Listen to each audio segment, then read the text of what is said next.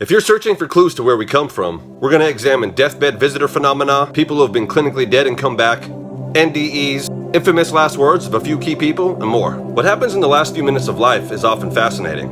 It seems to be the separating of the veil and the connection of this world to another world. It's interesting how of all the NDEs, near-death experiences, a lot of people have commonalities regardless of age, culture, religion, etc. Some of the commonalities include seeing an all-loving light where they feel a presence of love and a welcoming, and a sense that all this made sense somehow, amongst a lot of other things. There have been many people who have been clinically dead and come back and also have a lot of stories to tell about heaven and hell. People that work in hospital, especially wards where death is common, that have been around for a while, know about the visitor phenomenon. When someone's about to pass away, a lot of the times they see a visitor, and they often ask the hospital workers if they can see the visitor.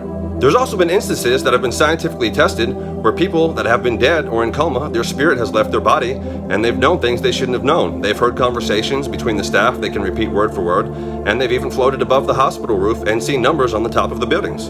Hearing about miracles and phenomena, there was a neuroscientist whose story you can look up on TikTok, as well as all the other stuff I'm going to tell you later, who set out to disprove a lot of these things and had his own experience. What he spoke of was particularly fascinating. He spoke of a portal with secret songs and tones that access the portal, which ties into so many things I've talked about and thought before.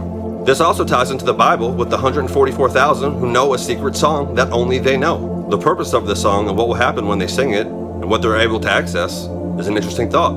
And this ties in with other knowledge that I presented before that the ancients knew about solfeggio tones, Gregorian chants, ancient cathedral, frequency, harmony, resonance, and even the tetragrammaton, which I've spoken on before. If you know, you know. If not, the clues are all over my page and lots of other places. But this idea of a song as a secret portal is extra fascinating.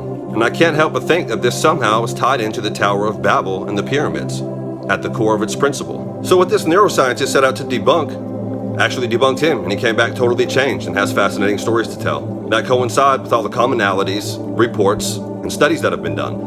We'll close with infamous/famous last words of a few key people. Helen Peters, the inventor of the Ouija board, the two most famous Satanists. Check this out. The inventor of the Ouija board renounced it, says it lies, and didn't want to have anything to do with it, up until her last words. One of the most famous Satanists, Anton LaVey's last words were, oh my, what have I done? Something is very wrong." Another famous Satanist, Aleister Crowley, his famous last words, after pacing around frightened and worried, were, "I am perplexed." Muhammad's last words were, "I don't know the purpose of life." Jesus, aka Yeshua's last words were, "Father, forgive them. They don't know what they do. Into your hands I commit my spirit."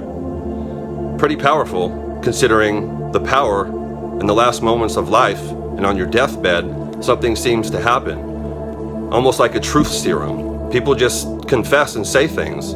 So these are powerful last words, in my opinion, and interesting research points for you to consider on your journey. See you next time.